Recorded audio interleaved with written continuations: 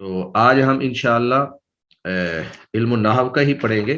میں نے ترتیب اصل میں یہ بتائی تھی کہ بے شک ہم جو بھی پڑھیں لیکن ہر دن جو سبق سنا جائے گا اس سے پچھلے دن والا سنا جائے گا، اور اگر ہفتہ گزر چکا ہے تو پچھلے ہفتے کا جو آخری دن میں ہم نے سبق پڑھا تھا وہ سنا جائے گا۔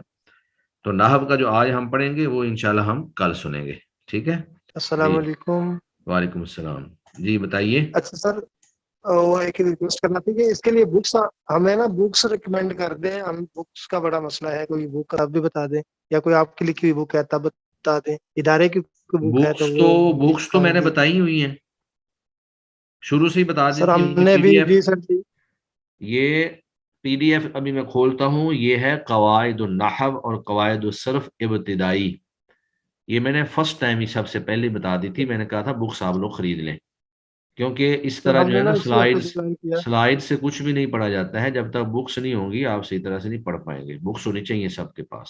کائنڈلی اچھا، اگر لنک وغیرہ سینڈ کروا دیں، نام ہم کوئی دوست کر دے تو ہم انشاءاللہ لے لیں گے۔ ہاں جی، یہ نا دارالسلام سے چھپی ہوئی ہے، یہ دیکھیں، یہ قواعد النحو ہے، یہ بھی ابتدائی ہے۔ یہ آپ نے دیکھنا ہے اس کے نا حصہ اول اور حصہ دوم بھی ہے، آپ نے حصہ اول اور حصہ دوم نہیں خریدنا، آپ نے ابتدائی والی خریدنی ہے، ٹھیک ہے؟ تو مکتبہ دارالسلام جو ہے، دارالسلام یہاں سے آپ کو مل جائے گی، اور اس کی پی ڈی ایف جو ہے وہ میں نے شیئر بھی کی تھی گروپ میں، آج چلے میں دوبارہ سے کر دوں گا۔ اور میں نے اس وقت کہا تھا کہ آپ سب لوگ جو ہیں یہ بکس خرید لیں، کیونکہ بکس کے بغیر جو ہے کچھ چیز یاد رہتی ہے، کچھ چیز آدمی کو بھول جاتی ہے۔ بکس ہونی چاہیے سب کے پاس۔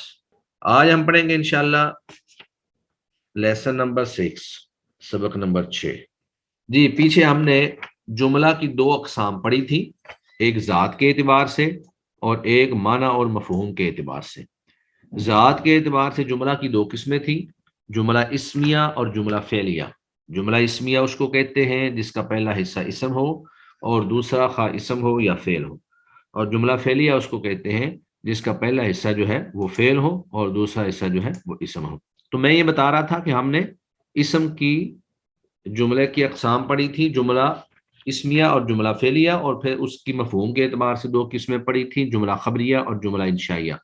جملہ خبریہ وہ تھا جس میں کسی چیز کی خبر دی جائے اور اس میں جھوٹ اور سچ کا امکان ہو، جبکہ جملہ انشائیہ وہ تھا کہ جس میں کسی چیز کا وجود مطلوب ہو اور اس میں جھوٹ اور سچ کا امکان موجود نہ ہو۔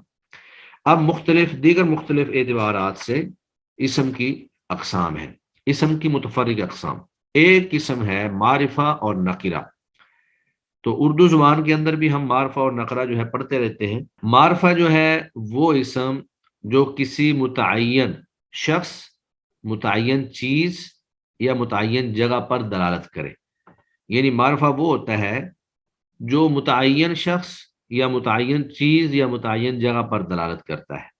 جیسے عمر، یہ ایک متعین شخص ہے، عمر، ہر بندہ عمر نہیں ہے، یہ مخصوص فرد کا نام ہے، شخص کا نام ہے۔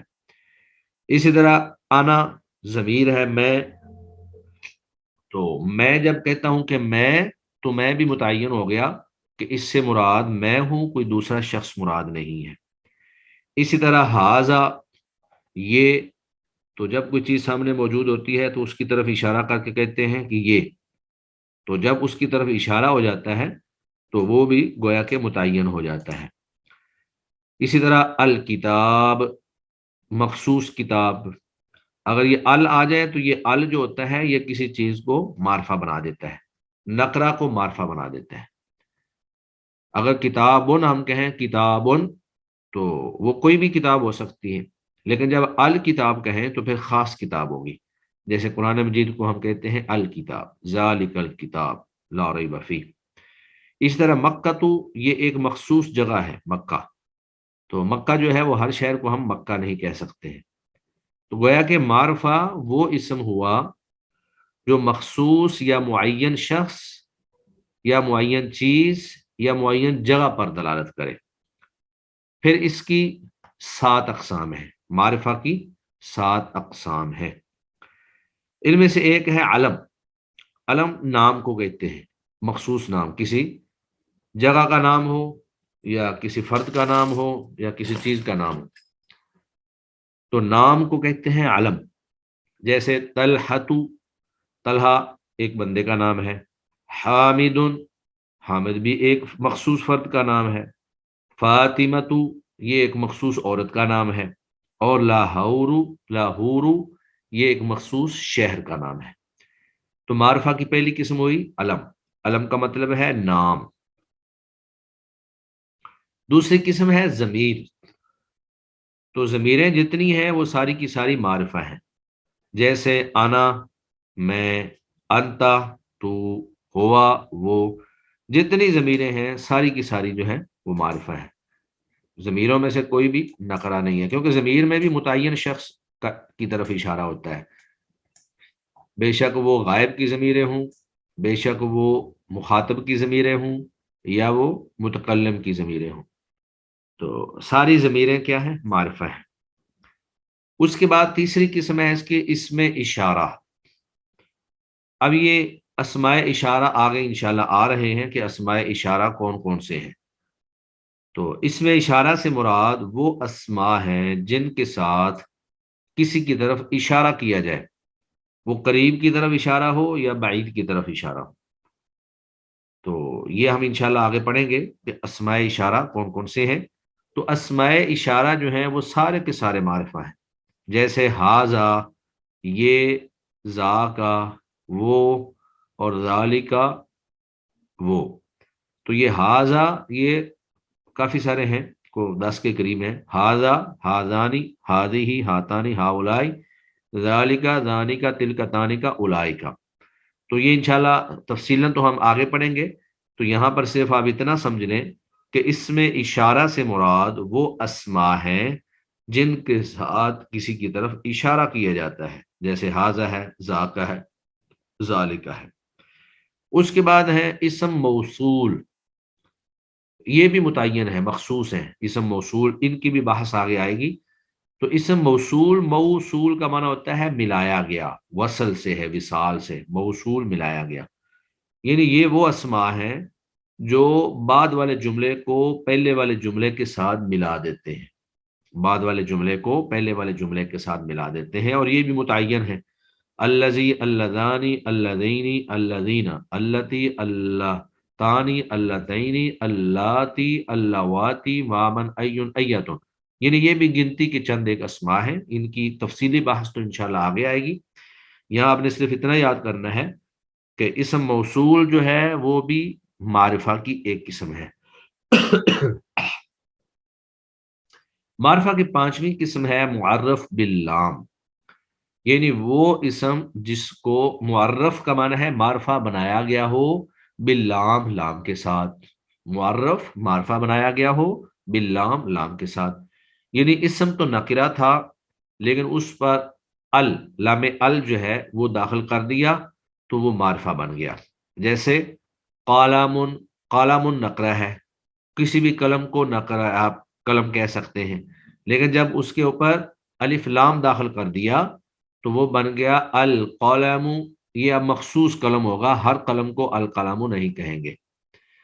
اسی طرح راجل، آدمی، تو راجل کسی بھی آدمی کو کہہ سکتے ہیں، لیکن جب اس کے اوپر لام ال داخل کر دیا اور راجل، تو یہ ایک مخصوص آدمی ہو جائے گا، یہ ہر بندے کو ہم الرجل نہیں کہہ سکتے ہیں۔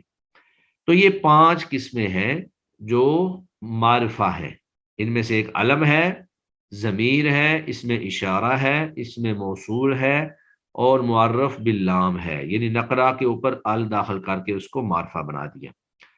چھٹی قسم جو ہے اس سے مراد وہ اسم ہے جو مذکورہ بالا 5 قسموں، یعنی اوپر جو 5 قسمیں گزری ہیں، علم گزرا ہے، ضمیر گزری ہے، اس میں اشارہ گزرا ہے، اس میں موصول گزرا ہے، معرف باللام گزرا ہے، تو وہ اسم جو مذکورہ بالا 5 قسموں میں سے کسی ایک کی طرف مضاف ہو، مضاف کا مطلب ہوتا ہے منسوب ہو، یعنی اس کی نسبت اس کی طرف کی جا رہی ہو، اردو میں اس کے معنی میں آ جاتا ہے کا، کی، کے وغیرہ، جیسے مثال اس کی ہے رسول اللہ، اللہ کا رسول، تو یہاں پہ رسول کی نسبت جو ہے وہ اللہ کی طرف ہو رہی ہے کہ رسول جو ہے وہ اللہ کا ہے، کسی دوسرے کا نہیں ہے۔ تو اس مثال میں جو رسول ہے، ویسے تو رسول، لفظ رسول نکرہ ہے کیونکہ اس کے اوپر ال نہیں داخل، نکرہ ہے یہ، لیکن جب اس نکرہ کو اللہ کی طرف مضاف کر دیا، یعنی اس کی نسبت اللہ کی طرف کر دی، تو یہ بھی معرفہ کی ایک قسم بن جائے گی۔ اس کی اور بھی مثالیں آپ کر سکتے ہیں، جیسے کتاب ہو، مثلا ضمیر کی طرف ہم مضاف کر دیتے ہیں کتاب، ایک ہوتا ہے کتابن، کوئی بھی کتاب، اور جب آپ کہیں گے کتاب ہو تو اس کا معنی ہوگا اس کی کتاب، تو اب کتاب کی نسبت جو ہے اس کی طرف ہو گئی، تو یہ بھی مخصوص ہو گئی اور معرفہ بن گئی۔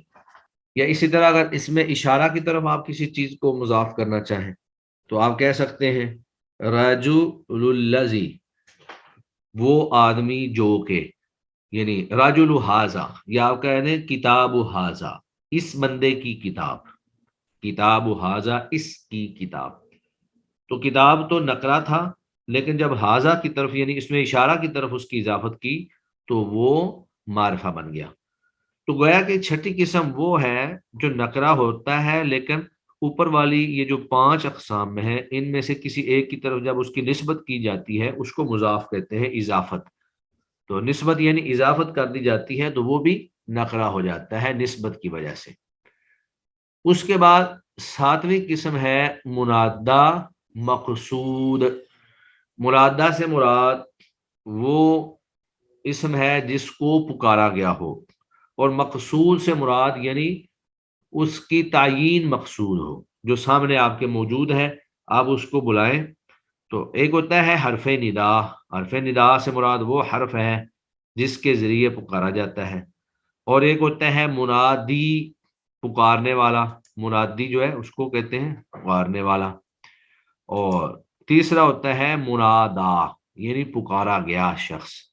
تو منادہ مقصود جو ہے، کئی لوگ موجود تھے تو ان میں سے کسی ایک شخص کو متعین کر کے آپ اس کو آواز دیں، یا رجلو، اے آدمی، تو جب آپ اس کی طرف اشارہ کریں گے تو چونکہ باقیوں کی طرف اشارہ نہیں ہو رہا تو اس ایک کی طرف اشارہ ہو رہا ہے، تو اس اشارے کی بنیاد پر وہ بھی معرفہ بن جائے گا۔ منادہ مقصود وہ اسم جس کی حرف ندا کے ذریعے تعیین مقصود ہو، جیسے یا رجلو، اے آدمی۔ تو یہ معرفہ کی 7 اقسام ہیں۔ معرفہ سے مراد میں نے بتایا کہ معین شخص، معین چیز یا معین جگہ ہوتی ہے، اور پھر اس کی عربی زبان کے اندر 7 اقسام ہیں۔ علم کو بھی معرفہ کہیں گے، ضمیریں جتنی ہیں ان سب کو معرفہ کہیں گے، اسماء اشارہ جتنے ہیں سب کو معرفہ کہیں گے، اسم موصول جتنے ہیں سب کو معرفہ کہیں گے۔ تو ہم پڑھ رہے تھے معرفہ کی اقسام، تو معرفہ کی 7 اقسام ہیں۔ جو معرفہ سے مراد وہ اسم ہوتا ہے جو معین شخص، معین چیز یا معین جگہ پر دلالت کرے۔ تو ہم نے اس کی 7 اقسام پڑھی۔ پہلی قسم علم تھی، ضمیر، اسم اشارہ، اسم موصول اور معرف باللام اور مضاف، اور 7 نمبر پر منادہ مقصود۔ جی، اور معرفہ کے مقابلے میں ہوتا ہے نکرہ۔ معرفہ جو ہے وہ معین شخص ہوتا ہے، معین چیز ہوتی ہے یا معین جگہ ہوتی ہے، لیکن نکرہ جو ہے وہ غیر معین شخص ہوتا ہے، غیر معین چیز ہوتی ہے یا غیر معین جگہ ہوتی ہے۔ یعنی اس میں کوئی بھی فرد جو ہے اس کی جنس کا تذکرہ کر دیتے ہیں لیکن کسی معین فرد کے اوپر دلالت نہیں کرتا ہے۔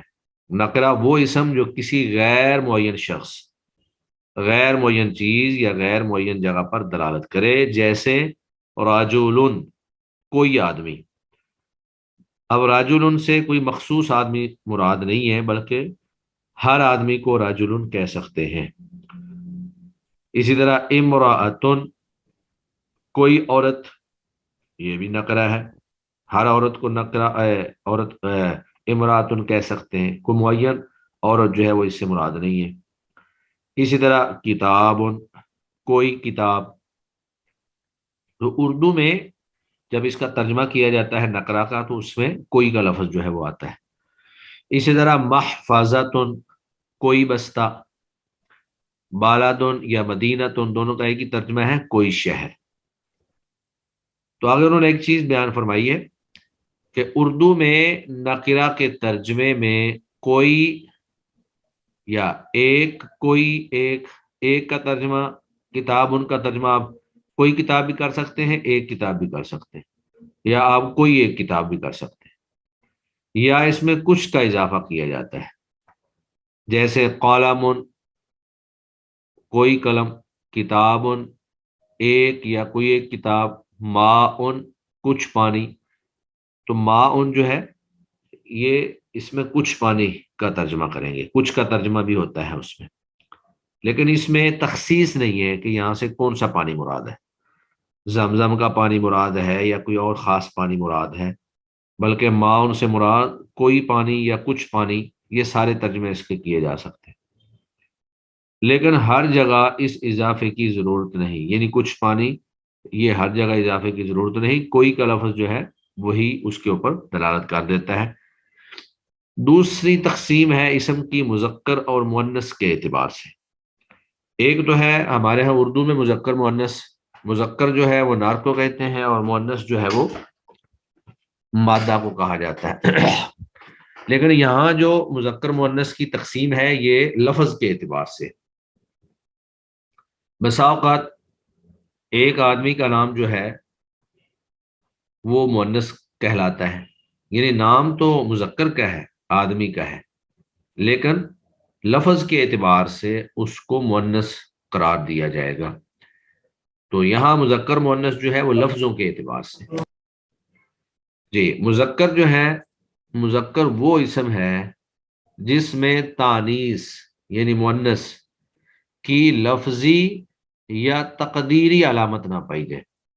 لفظی سے مراد اس کے آخر میں تا نہ ہو، یا یہ نیچے لفظی علامتیں جو ہیں وہ آ رہی ہیں، اور تقدیری سے مراد یہ ہے کہ بعض نام ایسے ہیں ان کو عرب جو ہیں وہ مؤنث ہی شمار کرتے ہیں، جیسے ارضن. اب زمین جو ہے ارضن، اس کے آخر میں تا یا الف مقصورہ یا الف ممدودہ کوئی علامت تو نہیں ہے، لیکن اس کو اہل عرب جو ہیں وہ تانیث یعنی مؤنث جو ہے شمار کرتے ہیں.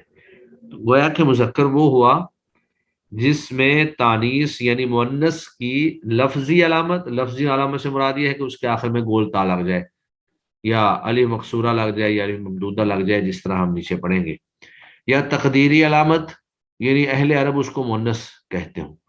تو نہ لفظی علامت ہو نہ تقدیری علامت ہو، یہ دو چیزیں، لفظی علامت بھی نہ ہو اور تقدیری علامت بھی نہ ہو. جیسے طفل بچہ، اسی طرح ماء پانی. اب ان دونوں مثالوں میں نہ لفظی علامت موجود ہے اور نہ ہی تقدیری علامت موجود ہے، لہذا ان کو مذکر کہیں گے. اس کے بعد ہے مؤنث. مؤنث سے مراد وہ اسم ہے جس میں تانیث کی لفظی یا تقدیری علامت پائی جائے، لفظی علامت پائی جائے یا تقدیری علامت پائی جائے. لفظی علامتیں یہ تین ہیں. جی جی میں بیان کر رہا تھا، بس یہ میں اسکرین دوبارہ شیئر کر دوں. جی اپنا مائک بند کر لیں سب لوگ. جی، تو مؤنث وہ ہے جس میں تانیث کی لفظی یا تقدیری علامت پائی جائے. لفظی سے مراد یہ تین علامتیں ہیں اور تقدیری سے مراد اہل عرب کا کسی لفظ کو مؤنث پڑھنا ہے. جیسے امرأتن، تو امرأتن میں آخر میں تا آ گئی ہے، یہ ایک لفظی علامت ہے تانیث کی. اور ارزن میں لفظی علامت تو نہیں ہے، لیکن اہل عرب ارزن کو، اسی طرح شمسن کو، قمرن کو، تو اور اسی طرح جو انسان کے وہ اعضاء جو ڈبل ڈبل ہیں، یدن، عینن، ان کو وہ مؤنث شمار کرتے ہیں. تو جو علامات تانیث ہیں یعنی جو لفظی علامات ہیں وہ تین ہیں. ان میں سے پہلی علامت ہے تائے تانیث متحرکہ یعنی گول تا. تائے تانیث متحرکہ، متحرک ہوگی، حرکت والی ہوگی. تا جو مؤنث کی ہوگی گول تا اس کو کہتے ہیں. جیسے فاطمہ تو، اب یہ گول تا جو ہے یہ مؤنث کی لفظی علامت ہے، یہ عورت کا نام ہے. اس طرح قاریۃن پڑھنے والی، یہ بھی مؤنث کی لفظی علامت یہاں پر آ گئی ہے. جبکہ طلحۃ اور معاویۃ وغیرہ مذکر نام معنن یعنی معنی میں یہ مذکر ہونے کے باوجود لفظاً مؤنث ہی ہوتے ہیں. یعنی معنی کے اعتبار سے تو طلحہ ایک مذکر کا آدمی کا نام ہے، اسی طرح معاویہ جو ہے وہ ایک آدمی کا نام ہے، تو معنی تو یہ مذکر ہیں، لیکن لفظاً جو ہے یعنی تانیث کی علامت چونکہ موجود ہے، اس لیے ان کو مؤنث ہی استعمال کیا جائے گا، یہ مؤنث ہی کہلائیں گے۔ دوسری علامت جو ہے وہ الف مقصورہ ہے۔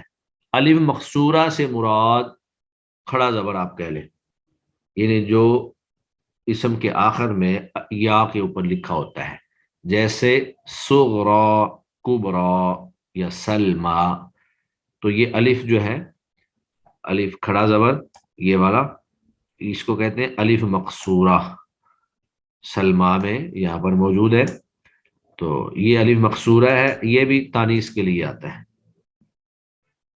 تو دوسری علامت الف مقصورہ ہو گئی، اور تیسری علامت جو ہے وہ الف ممدودہ ہے۔ ممدودہ کا معنی ہوتا ہے لمبا، جس کو لمبا کر کے پڑھا جائے، آپ کہہ لیں گے جس کے اوپر مد کی جائے، ممدودہ سے مراد مد کیا ہوا، جس پر مد کی جائے، جیسے حمراء، اب یہ جو الف ہے اس کے اوپر مد کی جاتی ہے، یعنی یہاں پہ مد متصل ہو رہی ہے، اگر تجوید کا آپ نے کچھ پڑھا ہے تو اس کو مد کہتے ہیں، مد متصل۔ حمراء سرخ رنگ والی، اور اسی طرح صحراء صحرا، تو یہ تین جو علامات ہیں یہ لفظی ہیں، اور باقی تقدیری علامت جو ہے وہ سما پر، یعنی عربوں سے سننے پر مشتمل ہے، جس جس اسم کو وہ مؤنث قرار دیتے ہیں اس اسم کو ہم مؤنث کہیں گے۔ تو یہ گویا کہ آج ہم نے اسم کی دو اعتبار سے اقسام پڑھی، ایک اسم معرفہ ہوتا ہے، ایک نکرہ ہوتا ہے، اسی طرح ایک اسم جو ہے وہ مذکر ہوتا ہے اور ایک مؤنث ہوتا ہے۔ آگے اس کے سوالات ہیں، سوالات میں صرف پڑھ دیتا ہوں لیکن حل کر کے آپ لائیں گے اور میں آپ سے سنوں گا۔ اسم معرفہ کی تعریف مع مثال ذکر کریں، اس میں معرفہ کی تعریف آپ کو آنی چاہیے، اس کی کوئی ایک مثال دے دیں، اس میں معرفہ کی کتنی اقسام ہیں، مؤنث کی تعریف بیان کریں اور علامات تانیث ذکر کریں، یہ ساری چیزیں ہم نے اوپر پڑھی ہیں۔